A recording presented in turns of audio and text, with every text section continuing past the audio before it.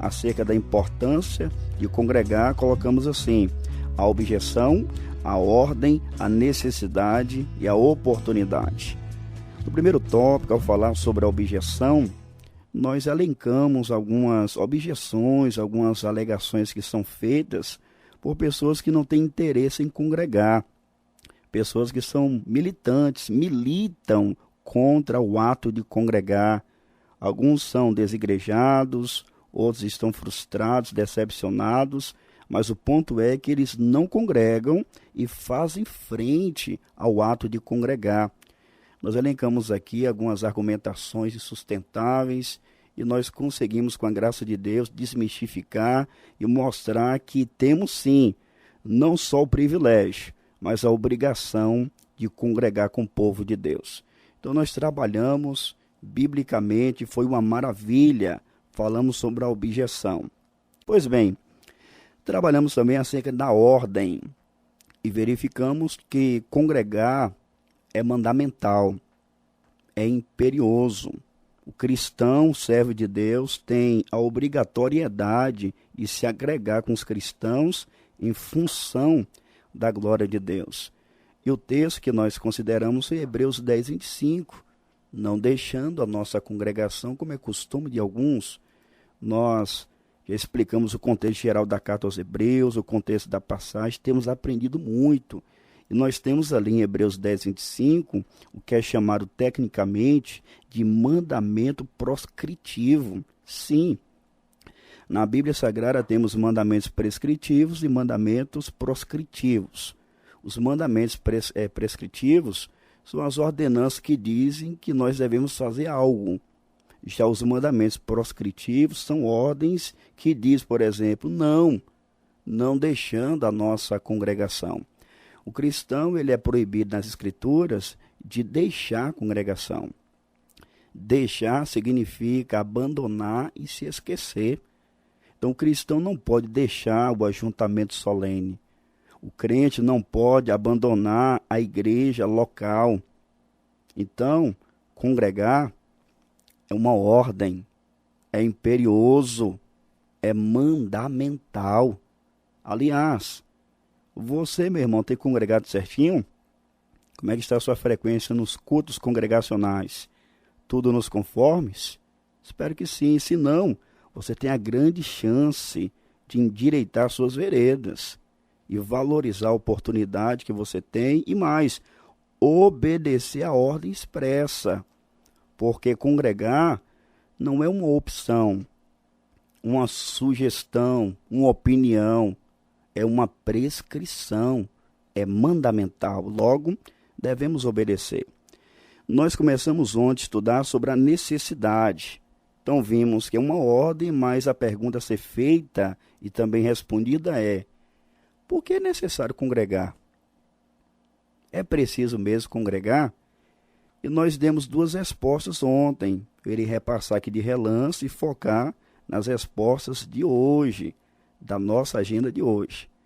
Então, por que é necessário congregar? Primeiro, porque os cristãos precisam ser pastoreados. É justamente isso que você acabou de ouvir. O cristão precisa congregar, porque todos nós, crentes que somos em Cristo e nas suas Escrituras, precisamos ser pastoreados. Claro, o pastor ele vai apacentar por vezes um cristão de forma privada, mas o pastoreio bíblico se dá no contexto da igreja local. Isso é tão verdade que na Bíblia Sagrada, uma das metáforas que é empreendidas para a igreja é a metáfora do rebanho. Em João 10, 27, Cristo diz que as suas ovelhas ouvem a sua voz. Então os crentes são comparados como sendo ovelhas do Supremo Pastor, que é Cristo. As ovelhas juntas constituem um rebanho. E Pedro, na sua primeira carta, capítulo 5, versículos 1 e 2, ele se reporta ao presbitério, e no versículo 2, especificamente, ele diz: apacentai o rebanho de Deus, que está entre vós, tendo cuidado dele, não por força, mas voluntariamente, não por torpe ganância, mas de ânimo pronto. Então veja, os pastores devem pastorear o rebanho com total desvelo. Então as ovelhas devem estar onde? No aprisco. Então não existe vida cristã isolada, autônoma, independente, não.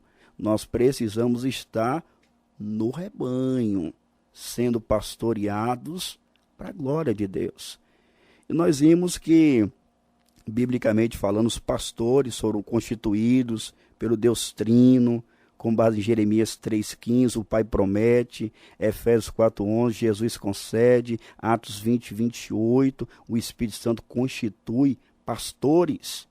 Então não faria sentido Jesus, o Espírito Santo, Deus Pai, dar pastores, sendo que as pessoas não querem ser pastoreadas. Então congregar é vital, é imprescindível, é necessário, porque nós precisamos ser pastoreados.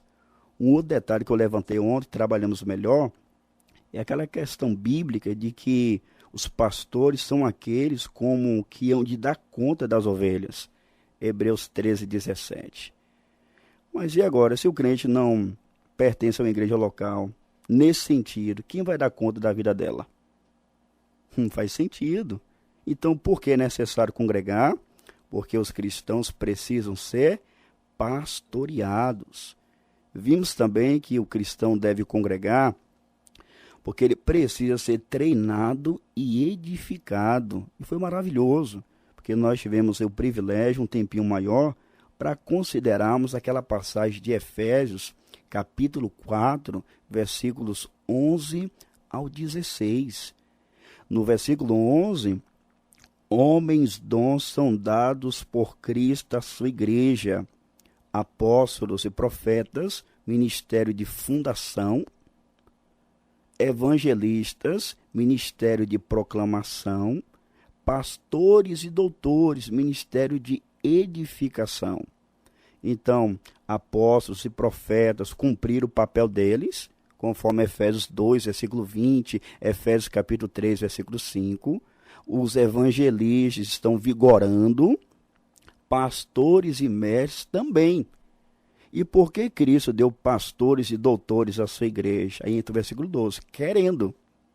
Então Cristo não deu pastores e mestres em vão. Ele deu pastores e mestres querendo. Ele tem objetivo, ele tem finalidade, ele tem propósito. Querendo o quê? O aperfeiçoamento dos santos para a obra do ministério, para a edificação do corpo de Cristo. Ou seja, Cristo deu pastores e mestres com vistas ao aperfeiçoamento dos santos. A palavra aperfeiçoamento, nós explicamos aqui ontem, ela traz o sentido de treinamento, de restauração, de condução.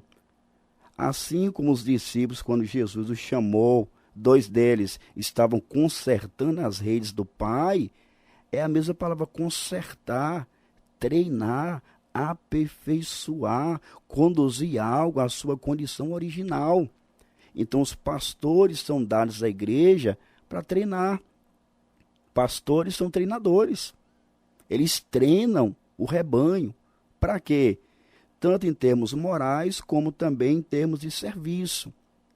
O pastor, ele vai treinar o rebanho, os irmãos, como? Conduzindo-os da desobediência à obediência. Então, se o irmão está faltoso, os pastores são treinadores que vai aperfeiçoar, que vai conduzir, que vai encaminhar. Mas também para que os crentes possam servir no ministério, como aparece em Efésios 4,12, ministério ali é serviço. Então, os pastores e mestres treinam os membros da igreja a serem ativos, prestativos, proativos na igreja local. A conclusão é edificação. Então, por que devemos congregar? Porque nós precisamos ser treinados e edificados. Para hoje, vamos avançar. Por que devemos congregar? Para juntos louvarmos a Deus. Que maravilha, isso mesmo.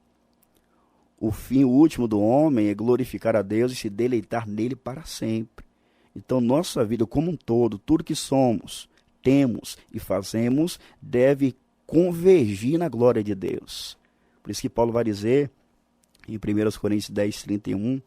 Portanto, quer comais, quer bebais, ou façais outra qualquer coisa, fazei tudo para a glória de Deus. Então, a vida do cristão deve ser em função da glória de Deus. Só que o cristão, além de glorificar a Deus em sua individualidade, ele recebe de Deus o mandamento, a instrução, a orientação para glorificar a Deus de forma conjunta. Ouça aí, meu prezado, encarecidamente, se viável, tome anotações. Efésios capítulo 3, versículos 20 e 21. Ora, aquele que é poderoso para fazer tudo, muito mais, abundantemente, além daquilo que pedimos ou pensamos, segundo o poder que nos opera. A esse glória aonde? Na igreja, por Jesus Cristo, em todas as gerações, para todos sempre. Amém. Perceba, esse Deus que é poderoso, que responde além daquilo que pedimos e pensamos, a Ele seja a glória na igreja. Igreja aqui é aquela palavrinha bonita, eclesia, que significa basicamente a assembleia dos chamados, aqueles que foram chamados do pecado, do mundo, do império das trevas, para constituírem a assembleia solene, eclesia. Na eclesia, na igreja, no ajuntamento solene, esse Deus, ele deve ser glorificado. Então, meu irmão, porque devemos congregar para juntos, na qualidade de igreja, louvarmos o nosso grande Senhor. É isso mesmo. A igreja, quando se reúne para servir ao Senhor, para cultuar, biblicamente falando, há nas Escrituras alguns elementos que são prescritivos para que aconteçam quando a igreja está reunida. Nós temos, segundo a Bíblia, a oração. Tem que ter oração no culto. A Bíblia não diz se é sentado em pé de joelho, mas tem que ter oração. A oração deve ocupar um papel importante no culto congregacional. Mas além da oração é necessária leitura pública das Escrituras. O povo de Deus, quando se reúne, tem que ler a Bíblia, gente. Tem cursos que a gente participa e que a gente vê por aí que pregação zero. Leitura bíblica, um versículo ali, às vezes parte de um versículo. Já quero aqui aproveitar e dar um incentivo para você que me ouve agora. Talvez você é pastor, você é um dirigente de uma igreja. Vamos ler a Bíblia no culto público. É mandamental. Em 1 Timóteo 4,13, Paulo fala para o ministro Timóteo: persiste em ler, em exortar e ensinar até que eu vá. Então, além da pregação em si, a exposição fiel das Escrituras, no culto público é necessário lermos a Bíblia. Quero compartilhar algo com você. Quando nós entendemos essa verdade à luz da Bíblia, o que nós passamos a fazer? Passamos a ler porções substanciais da Bíblia no culto, capítulos inteiros. Eu te pergunto, como a Bíblia ela foi dada? Ela foi escrita de uma vez só? Alguém sentou e escreveu de Gênesis a Apocalipse? Não. Deus usou cerca de 40 homens, em um período de tempo de cerca de 1.600 anos, 3 continentes, Ásia, África e Europa, 3 línguas originais, hebraico, aramaico e grego. E é interessante que a Bíblia foi dada livro por livro. Livro por livro. À medida que ia surgindo a necessidade pela verdade, seja histórica, ética ou profética, Deus ia movendo os escritores, conforme 2 Pedro 1, 20 e 21. Então, qual é a melhor maneira de ler a Bíblia? Livro por livro. Qual é a melhor maneira de pregar a Bíblia? Livro por livro. Da maneira que ela foi dada, constituída. Então, eu e o pastor Alan, a gente concluiu o seguinte: vamos ler a Bíblia no culto. Lemos salmos inteiros, um culto após o outro. Salmo 1 em um culto. Na sequência, próximo culto, Salmo 2. Cobrimos, com a graça de Deus, todo o saltério. Lemos na sequência Provérbios, depois partimos para o Novo Testamento, falta agora finalizar Atos e Apocalipse. Teremos lido todo o Novo Testamento, Salmos e Provérbios. Então a nossa meta é ler a Bíblia, é necessário lermos a Bíblia no culto, principalmente toda a igreja, participando, porque os crentes se reúnem para louvar a Deus.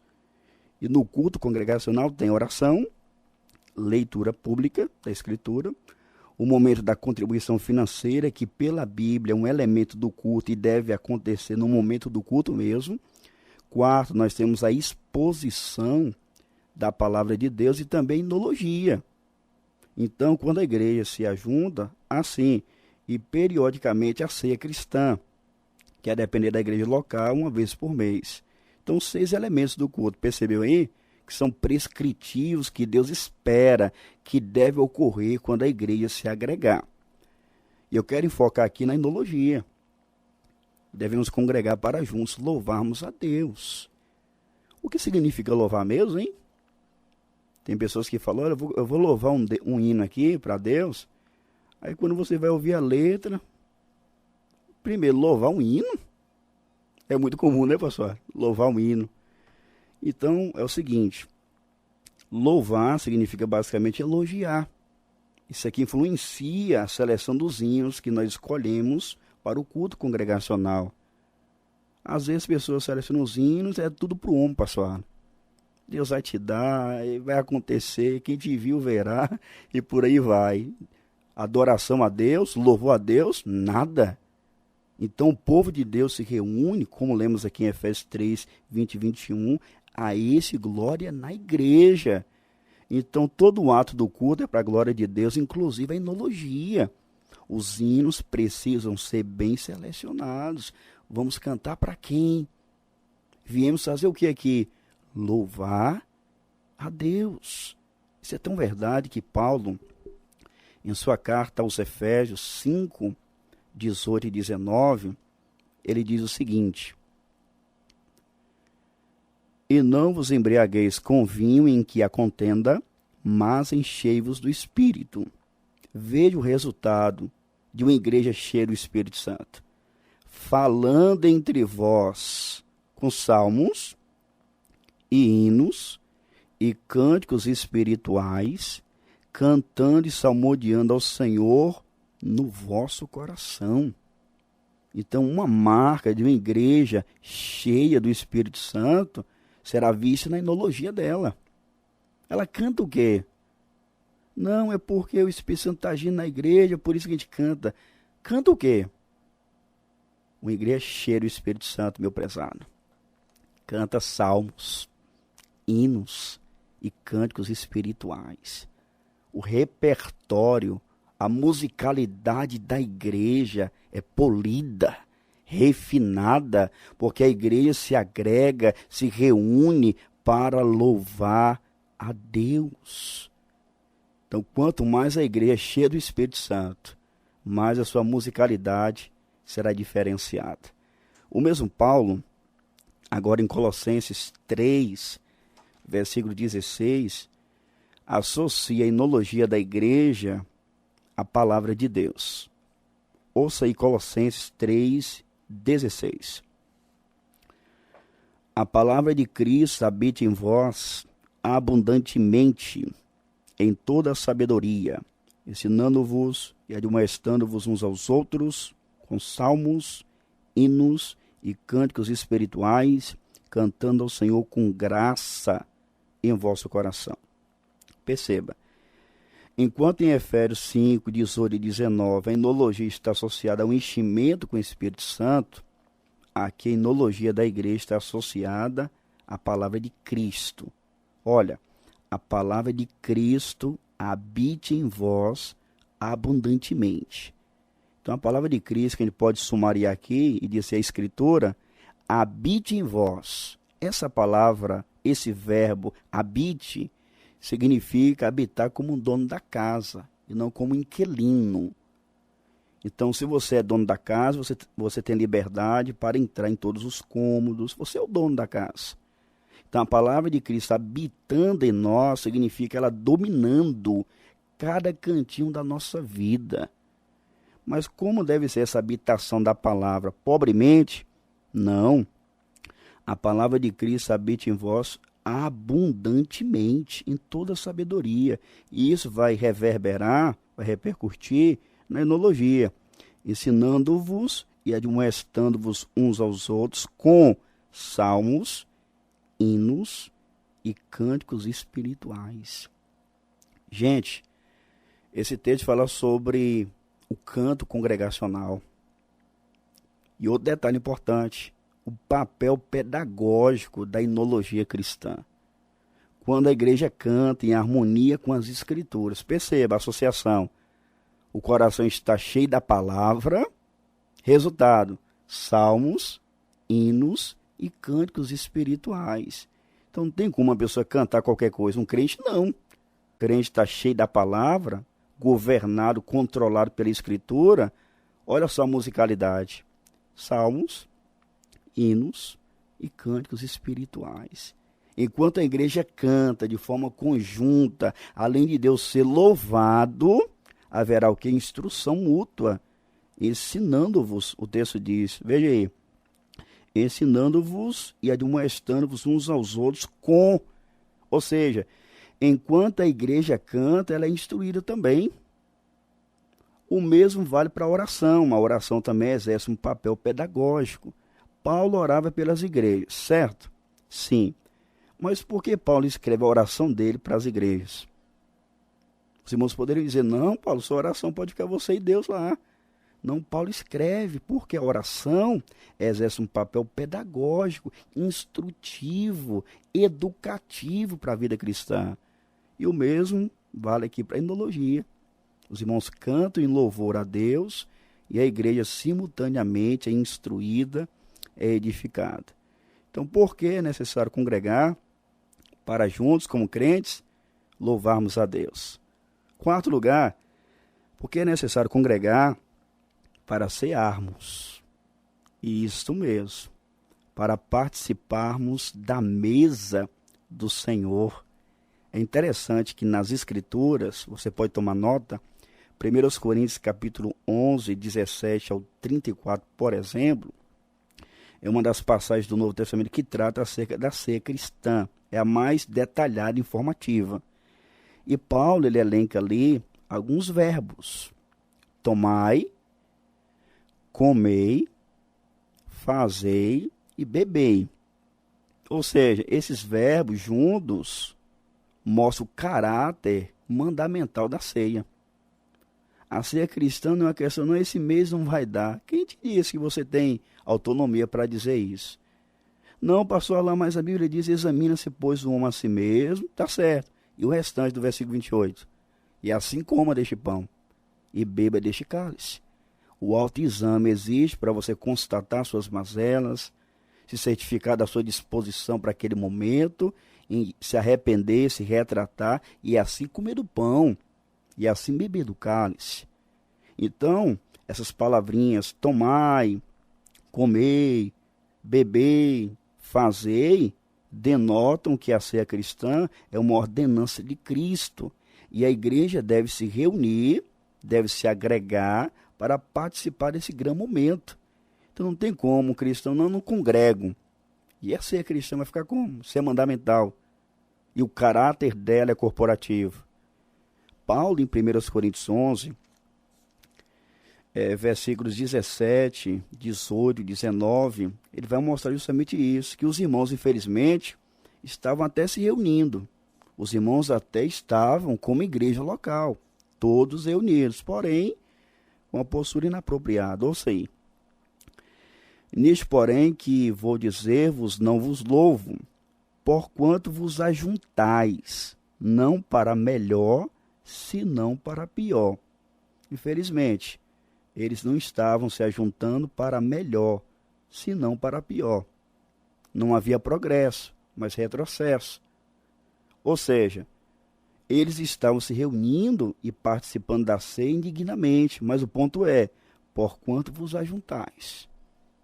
Ou seja, eles estavam ceando de forma inapropriada, sim, mas eles se reuniam. Então os crentes, necessitam congregar, sabe por quê? Porque juntos precisamos participar da mesa do Senhor, da ceia cristã. No versículo 20, nós percebemos algo interessante. No versículo 20, deixa eu ver aqui. De sorte que quando vos ajuntais num lugar, não é para comer a ceia do Senhor. Ou seja, eles não estavam participando efetivamente da ceia. Poderia ser o lanchinho, né? Em virtude da postura inapropriada deles. Mas o ponto é, de sorte que quando vos ajuntais num lugar. Por que devemos congregar? Porque é necessário. Porque nós devemos nos reunir como igreja local para participarmos da mesa do Senhor. No finalzinho, ainda em 1 Coríntios 11, agora no 33, ele diz, portanto, a conjunção conclusiva, portanto, assim sendo, com efeito, meus irmãos, quando vos ajuntais para comer, esperai uns pelos outros. Você percebeu o caráter congregacional? O povo de Deus deve se reunir, deve congregar para participar da ceia cristã.